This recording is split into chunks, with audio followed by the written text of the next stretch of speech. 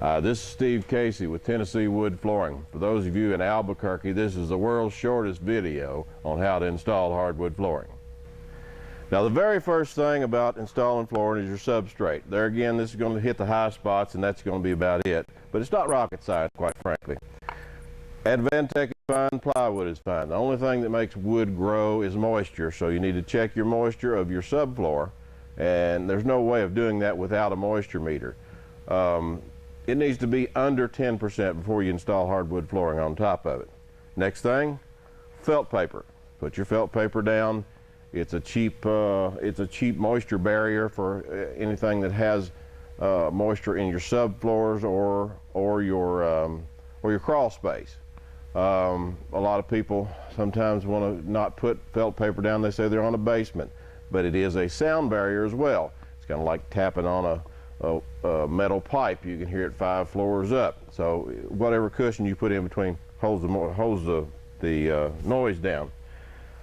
First thing you do is make sure to start straight. Now, what happens if you don't start straight and you come back to your line? If you have an arc and a big long line of your hardwood flooring, the flooring is square and it has to relieve itself, and you wind up having a gap every so often as it relieves itself. And that's a no-no. The next thing is wood breathes. Wood, that's just the nature of it. Law of physics says in the summertime, when the moisture gets into the wood, it will become just slightly bigger. You multiply that times the number of boards, and there you've grown too much. So you leave your gap on the outside of the wall. Never bind hardwood flooring between, for instance, a fireplace and a metal threshold without any place for it to breathe through the seasons. Now, if your flooring cups just a little bit in the summertime where the humidity's high, don't panic. Your dry time is the winter time. It typically lays back down. But as you start your boards, make sure that you've chalked your line, and go back and check your line every so often that you haven't knocked it back off the skew. Now, when you do that, you get 4 rows wide or something of that nature. You don't have to go back and check it. Make sure to miss your joints.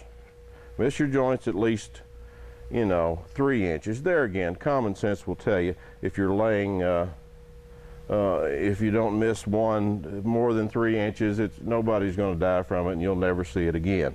So flooring is tongue and grooved on the ends and the side. All certified flooring now is tongue and groove on the ends and the side. It has a certain amount of structural integrity in and of itself, so you can you couldn't move it as far as up and down even if you wanted to.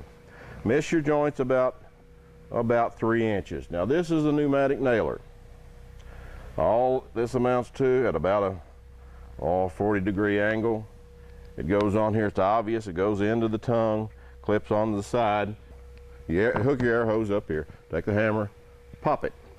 It'll drive the nail. Some you want to hit harder, obviously, because if a board has taken on some moisture, it may have just a little turn in it, and you'll have to hit it harder. The manual nailers are for young people. You have to hit it hard every time. So you guys that are my age, you know the drill. Less effort is always good. Leaves you a little more time for cigars and beer.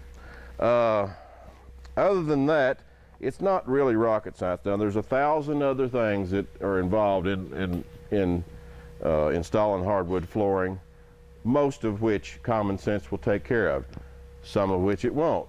Thus, Tennessee Wood Flooring in Sevierville, give us a call, 800-238-1009, or stop by if you're in the Smoky Mountain area.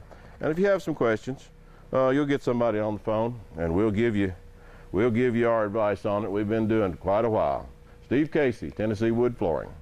For more of our instructional videos, click on this link.